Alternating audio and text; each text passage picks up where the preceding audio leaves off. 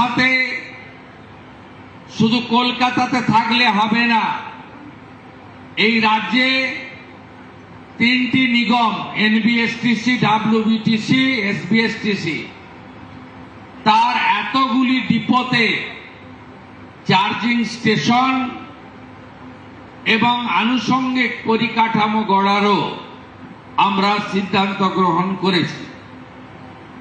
আমাদের রেলমন্ত্রী এসেছিলেন, আমরা বলেছি কলকাতা মেট্রোকে, আপনারা জানেন চিংড়িঘাটা মেট্রোর সমস্যা বিগত সরকার 17 মাসে মেটাতে পারেনি। বর্তমান সরকার, ডবল ইঞ্জিন সরকার 17 দিনে মিটিয়ে দিয়েছে এবং কলকাতা মেট্রো জোকা থেকে এয়ারপোর্ট সংযুক্তিকরণের পথে অনেকটা এগিয়ে গেছে। কলকাতা মেট্রো যেমন ভারত সরকারের রেল দপ্তর দেখছে, তার আরো বৃদ্ধির প্রস্তাব, সম্প্রসারণের প্রস্তাব আমরা দিয়েছি। কিন্তু আমরা ভারতবর্ষের অন্য রাজ্যের মতো ট্রান্সপোর্ট বিভাগের অধীন সিটি মেট্রো আমরা ধীরে ধীরে চালু করব। আমি মাননীয় মুখ্য সচিবকে বলবো ওয়ার্ল্ড ব্যাংক বা এডিবিআই বা হাটকো এদের সাথে নিয়ে প্রজেক্ট রেডি করার ব্যবস্থা করতে। আমরা দুটো পাশাপাশি থাকা বড় শহরকে প্রথমে যুক্ত করতে চাই, একটা দুর্গাপুর আসানসোল, আরেকটা শিলিগুড়ি জলপাইগুড়ি। এর বাইরেও পশ্চিমবঙ্গ 17তম রাজ্য হিসেবে ওয়াটার মেট্রোতে যুক্ত হচ্ছে। অর্থাৎ আমাদের এই যে সুন্দর নদীপথ, মা গঙ্গার এই অপরূপ যে তার আশীর্বাদ, আমরা অন্য শহরগুলোর মতো শেষ শহর তিরুবনন্তপুরম কেরালা, আমরা তারপরে যুক্ত হওয়ার জন্য প্রাথমিক সিদ্ধান্ত আমরা গ্রহণ করেছি। একসঙ্গে সড়ক, রাজ্যের মেট্রো আর জলপথ, একে একসঙ্গে এগিয়ে নিয়ে যাওয়ার কাজ আমরা করতে চাই। শুধু তাই নয়, শিপিং মিনিস্ট্রির সঙ্গে আমাদের যৌথ মিটিং হয়েছিল। মাননীয় দুই মন্ত্রী সর্বানন্দ সোনোয়াল, শান্তনু ঠাকুরের উপস্থিতিতে আমি ছিলাম। সেখানে এই যে কোনা এক্সপ্রেসওয়ে, এখান দিয়ে যে ফ্রেট আসে, পণ্যবাহী গাড়ি, তাতে সময়ও লাগে, দূষণও হয় এবং ট্রাফিক কনজেশনের ফলে নাগরিকরাও অসুবিধায় পড়ে। আমরা গার্ডেন রিচ এবং শিবপুর, সাকরাইল, হাওড়া এবং গার্ডেন রিচের মধ্যে রোরো সার্ভিস চালু করারও সিদ্ধান্ত নিয়েছি, যাতে কলকাতা পোর্টের যে ফ্রেট ওপারে চলে যেতে পারে এই কনজেশন থেকে মুক্তি দেওয়ার জন্য। 15-20 মিনিটে সব কথা বলা যাবে না। 21টা এনডিএ রুল স্টেট যে বিপ্লব করেছে পরিবহন ক্ষেত্রে, দিল্লি যে বিপ্লব করেছে পরিবহন ক্ষেত্রে, কি মেট্রো কি গণপরিবহন ব্যবস্থা, এক্ষেত্রে আমরাও সেই দিকে অগ্রসর হচ্ছি মাননীয় প্রধানমন্ত্রী নরেন্দ্র মোদীজির আশীর্বাদে। আমরা শুধু গণপরিবহন, মেট্রো, জেটি, রোরো নয়, আমরা আকাশপথকেও গুরুত্ব দিয়েছি। উড়ান কর্মসূচিতে যুক্ত হয়েছি, যেটা আগের সরকার যুক্ত হয়নি, এবং বালুরঘাট, মালদা পুরুলিয়া, 3টে জায়গায় ডোমেস্টিক এয়ারপোর্ট নির্মাণ সম্পূর্ণ করার জন্য ভারত সরকার আমাদের অর্থ দিতে রাজি হয়েছে। আমরা কল্যাণীতে 2000 একর জমি চিহ্নিত করেছি। নতুন গ্রিন ফিল্ড এয়ারপোর্ট তৈরি হতে চলেছে কল্যাণীতে। এর আগে যখন মন্ত্রী ছিলেন জ্যোতিরাদিত্য সিন্ধিয়া সিভিল এভিয়েশন, আগের মুখ্যমন্ত্রীকে চিঠি দিয়েছিলেন যে আপনারা আরেকটা কলকাতা এয়ারপোর্টে জমি দিন, আরেকটা এয়ারপোর্ট বানাবো। পত্রপাঠ লিখে দিয়েছে, আমি ভাঙড়ে জমি অধিগ্রহণ করতে পারবো না। কমজোর সরকার ছিল, দুর্বল সরকার ছিল, সেই জন্য এয়ারপোর্ট কলকাতা আন্তর্জাতিক মানের ইন্টারন্যাশনাল ফ্লাইট যাতায়াত করে। ভারতবর্ষের দেশের সুরক্ষাতে কোনো কম্প্রোমাইজ নেই। লোকেশন এমন জায়গায়, সামনেই চিকেন নেক, বাংলাদেশ, নেপাল, ভুটান এবং চীনও খুব একটা দূরে নেই। এইরকম একটা এয়ারপোর্ট, কলকাতা এয়ারপোর্ট, নেতাজি সুভাষচন্দ্র বসু সেখানে প্রেয়ারের জন্য দরজা খোলা ছিল। এয়ারপোর্টে যারা গেছেন, প্লেন যারা চড়েছেন, সামান্য যদি আপনার কাছে কোনো তরল পদার্থ থাকে, জলের বোতলও আপনাকে নিয়ে যেতে দেওয়া হয় না।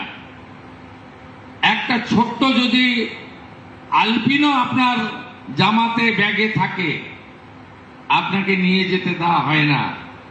আর এইরকম একটা ইন্টারন্যাশনাল মানের এয়ারপোর্টে দরজা খুলে রেখে যাতায়াতের সুযোগ দিয়ে কোন জায়গায় নিয়ে গেছিল এরা?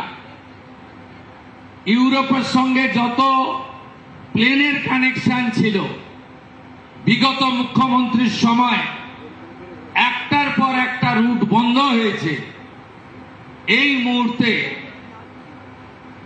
লন্ডন সহ কোথাও পশ্চিমবঙ্গের কলকাতার সঙ্গে কানেকশন নেই। অর্থাৎ জলপথ, স্থলপথ, রেল, আকাশপথ সর্বত্রই নো নো নো ছিল। এবারে ইয়েস ইয়েস ইয়েস হবে। শুধু গণপরিবহন ব্যবস্থা নয়, আমরা দুর্গা শক্তি, নারী শক্তি, দেবী শক্তি, তাদেরকে বলেছি সংকল্পপত্রে জিরো ভ্যালু টিকিট আপনাদের দেব। যেমন কথা তেমন কাজ।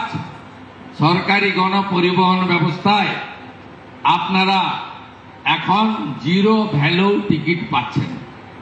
অনেক শিক্ষিকা, অনেক সরকারি কর্মচারী, আমাদের দিদি বোনেরা আমাদেরকে বলেছেন যে আমরা ভাড়া দিতে চাই, আমরা রোজগার করি।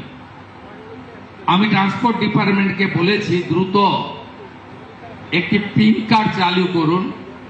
যারা, যে দিদি এবং বোনেরা, ছাত্রীরা তারা জিরো ভ্যালু টিকিট নিতে চান, তাদেরকে একটি করে পিন কার্ড দিতে শুরু করুন। 5 মাস 6 মাস চালান, প্রক্রিয়া লম্বা চালান। আর যারা নিজেরা টিকিট কাটতে চান, বলেন যে আমি তো 50,000 টাকা বেতন পাই, আমি তো 80,000 টাকা বেতন পাই, তাদেরকেও একটা বিকল্প ব্যবস্থা রাখা দরকার আছে। আমরা এই খাতে প্রায় 400 কোটি টাকা অতিরিক্ত নিগমগুলিকে আমাদেরকে দিতে হবে, সেটাও আমরা বাজেটে প্রভিশন রেখেছি। আগের সরকারের একটা চোখ বন্ধ ছিল। তারা থার্ড পার্টি এজেন্সিতে যে ড্রাইভার কন্ট্রাক্টরদের নিয়োগ করা হয়েছিল, হঠাৎ করে কিছুদিন আগে 2025-এ চালকদের বেতন বাড়িয়ে দিল, কন্ট্রাক্টররা বাদ চলে গেল। আমরা আসার পরে এই বৈষম্য দূর করে চালকদের সমপরিমাণ বেতন কন্ট্রাক্টরদেরও করে দেওয়ার ব্যবস্থা করেছি। আগস্ট মাস থেকে আপনারা এর এফেক্ট পাবেন। এই সরকার সবার জন্য সবাইকে নিয়ে চলতে চায়। আজকে পরিবেশ বান্ধব 43টা সিএনজি, 7টি ইলেকট্রিক ভেহিকেলের উদ্বোধন হলো এবং আমি ডাব্লিউবিটিসি কে ধন্যবাদ জানাবো। স্বামী বিবেকানন্দের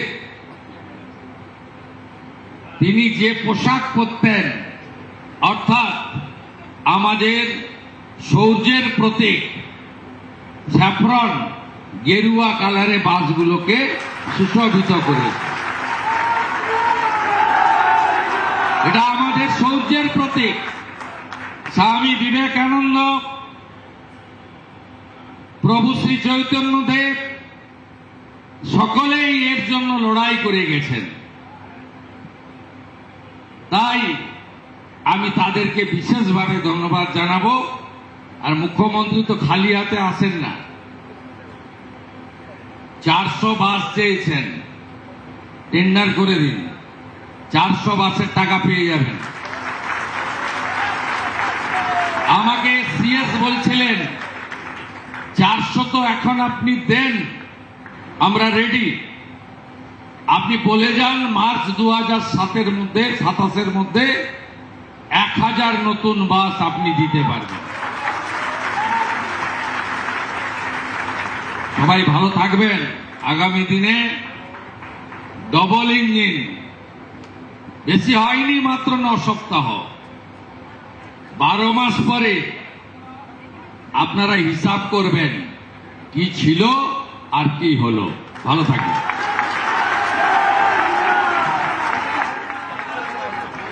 এবারে তাহলে আমাদের এই 50টি বাসের যাত্রাপথ সুগম করার জন্য সবুজ পতাকা দিয়ে সবুজ সংকেত জানাচ্ছেন মাননীয় মুখ্যমন্ত্রী এবং অন্যান্য মাননীয় মন্ত্রী এবং আধিকারিকগণ যারা মঞ্চে আছেন। 50টি বাস সিএনজি এবং ইলেকট্রিক ভেহিকল, পরিবেশ বান্ধব বাস, তার যাত্রা শুরু হলো করতালি দিয়ে। আপনারা সকলে এই যাত্রাপথকে সুন্দর, সুগম, গতিশীল হওয়ার প্রার্থনা করুন। সকলে আপনারা দেখতে পাচ্ছেন সবুজ সংকেত, সবকিছুতেই যেমন সবুজ সংকেত, সেই রকম এই পরিবহন দপ্তরের আজকের এই উদ্যোগেও তাই। যাত্রীদের পরিষেবা, এটি মূল লক্ষ্য।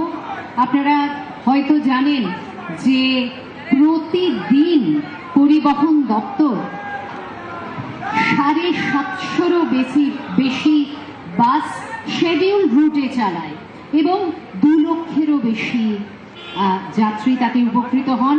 এবারে বুঝতেই পারছেন যাত্রীর সংখ্যা যেমন বাড়ছে সেই রকম স্বস্তিও বাড়বে তাদের।